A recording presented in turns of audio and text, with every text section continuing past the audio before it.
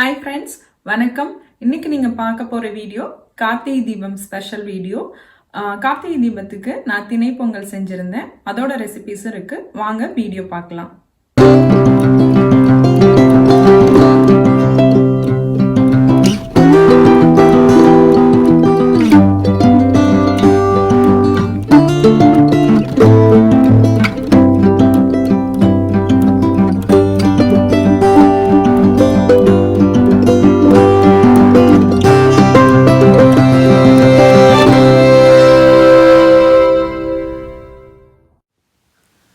இப்போ நான் திணை அரிசி சக்கரை பொங்கல் செய்ய போகிறேன்.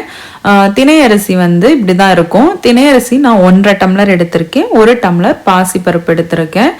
நான் இன்னைக்கு செய்ய போகிறது சக்கரை பொங்கல். இதிலே வெண்பொங்கலும் செய்யலாம். ரொம்ப நல்லாயிருக்கும் திணை அரிசியில் வந்து பொங்கல் செய்கிறது. பொதுவாக மில்லட்ஸ் வந்து நம்ம உடம்புக்கு ரொம்ப நல்லது. இப்போ நல்ல திணை அரிசியை கழுவிட்டு நல்லா கொலையை வேக வச்சு எடுத்துக்கணும்.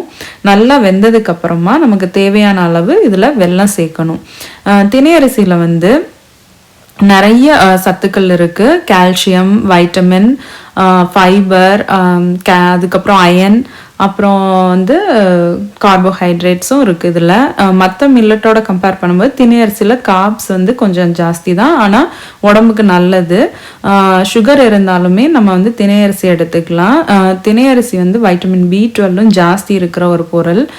இப்போ நான் வந்து தேங்காய் பூவும் ஏலச்சுக்கு பொடியும் இதில் நான் ஆட் பண்ணிக்கிறேன்.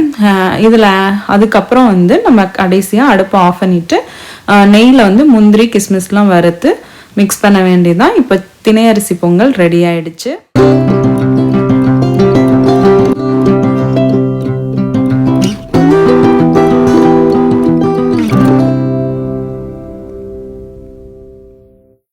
அடுத்து இனிப்பு பொரி செய்ய போகிறேன். இனிப்பு பொரி செய்கிறதுக்கு பொரியை வந்து ஒரு லோ ஃப்ளேமில் 3 மினிட்ஸ் வறுத்து எடுத்துக்கணும். அதுக்கப்புறமா நம்ம இதை வந்து வெல்லத்தில் வந்து கோட் பண்ணி எடுக்க வேண்டியதான். வெல்லம் எப்படி ரெடி பண்ணணும்னா, நான் 1 டேபிள் ஸ்பூன் நெய் விட்டுருக்கேன். இந்த நெய்யில் வந்து ஒரு 2 கப் பொரி எடுத்தோன்னா ஒரு 3/4 கப் போல் வெல்லம் போட்டுக்கணும். வெல்லம் போட்டுட்டு அந்த நெய்யிலே நல்லா லோ ஃப்ளேமில் அந்த நெய்யில் கோட்டார மாதிரி நல்லா வறுத்து எடுத்துக்கணும். நல்லா வறுத்து மிக்ஸ் ஆனதுக்கப்புறமா கொஞ்சமாக தண்ணி ஆட் பண்ணிக்கணும். ரொம்ப ரொம்ப கம்மியாக, சும்மா ஒரு ஃபியூ ட்ராப்ஸ் வந்து ஆட் பண்ணால் போதும். ஏன்னா அது நல்லா மெல்ட் ஆகி கொஞ்சம் இந்த மாதிரி வர்றதுக்காக. அதுக்கப்புறம் வந்து ஏலச்சக்கு பொடி வந்து போட்டுட்டு பொரியை வந்து கோட் பண்ணி எடுக்க வேண்டியதுதான். இது நல்லா ட்ரை ஆகிடும். ஜஸ்ட் அந்த சுகர் வந்து மெல்ட் ஆகணும் நல்லா, அவ்வளோதான். இது சாப்பிட்றதுக்கு ரொம்ப நல்லாயிருக்கும். அவ்வளோதான், இன்றைக்கி பிரசாதம் ரெடி ஆகிடுச்சு. திணை பொங்கல் பொரி வச்சு விளக்கேற்றி சாமி கும்பிட்டாச்சு. கார்த்திகை தீபம் நல்லபடியாக செலிப்ரேட் பண்ணியாச்சு.